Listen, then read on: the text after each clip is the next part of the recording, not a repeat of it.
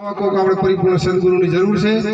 एक साखी में कहा कि साहेब तुझ में यूं बसे जैसा तली में तेल, ज्ञान की धानी फेर ले और देख ले उसका खेल। साहेब तुझ में यूं बसे अपना पंचभूतना देह में अपना परम कृपाळु परमात्मा सदगुरु जेम तलनी अंदर तेल છુપાયેલું છે એમ પરમાત્મા છુપાયેલા છે। પણ તલમાંથી તેલ નોખું કરવા માટે પહેલાના જમાનામાં બળદ્રુપી ઘોણી કરતા હતા। एम साहेब जो अपना पंचभूतना देह में अपने अपना परम कृपाळु परमात्मा ने साहेब ओळखवा छे ने तो गुरु महाराज आपला वचन शब्द रूपी साहेब घोणी फरवी पड़शे तो ज आत्मानो अनुभव थशे। साहेब सदगुरुए आपला वचनનું भजन करવું પડશે साहेब। અને એ ભજન કયું સંતોના કહેવા પ્રમાણે એ ભજન સાહેબ હોઠ ના હાલે ટીકો થોડો સો રાખો। એ ભજન કયું કે હોઠ ના હાલે, જીભ ના હાલે, કંઠ ના હાલે, તાળવું ના હાલે। એ ભજન કરવા માટે સાહેબ આ પંચભૂતના દેહનું ભાન ભૂલવું પડે એને સાચું ભજન કહેવાય સાહેબ। અને એ ભજન કરવા માટે ચાર અવસ્થાઓ કોમ ના આવે સાહેબ। જાગ્રત શશપતિ સપન ચતુર્ય ચાર અવસ્થાઓ કોમ ના આવે। પરા પશ્ચિમ મધ્યમ વેખરી ચાર વાણી કોમ ના આવે સાહેબ। टूंक में खाली जागृत अवस्था खुलासा कर दूं कि जागृत अवस्था कोने कहवाय तो संतोना कहवा पड़े जागृत अवस्था नेत्रस्थान वैखरी वाचा स्थूल भोग क्रिया शक्ति रजोगुण अकार मात्रा स्व अभिमान।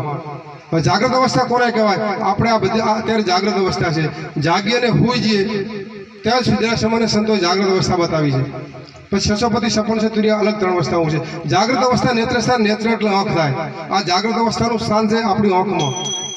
जागृत अवस्था नेत्रस्थान वैखरी वाचा सुभोग वैखरी वाचा એટલે શું કોઈ પ્રશ્ન નથી પૂછતો સાહેબ। वैखरी वाचा वाचा એટલે વાણી વાણી એટલે બોલવું।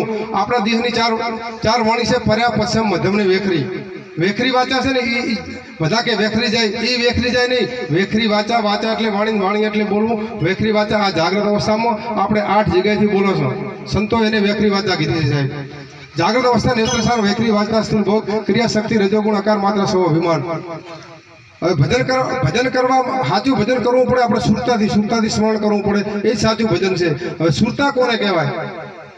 सूर वत्ता तार जेनो तार से जेनो शब्द हारे लागी जाए गुरु महाराज आपला वचनो शब्द हारे लागी जाए एनु नाम सुरता। सुरता शब्द हारे लगाड़े जे रटण करे एनु नाम सुरता। पण ए सुरता हम पास निशान जोए आकाश में तीर न लागे साहेब एनु निशान हो तो सुरता लागे निशान वगर लागे नहीं। એટલે કીધું કે કબીરે કાગડો માર્યો તાણીને માર્યા તીર ઈ કોસો રાખજો।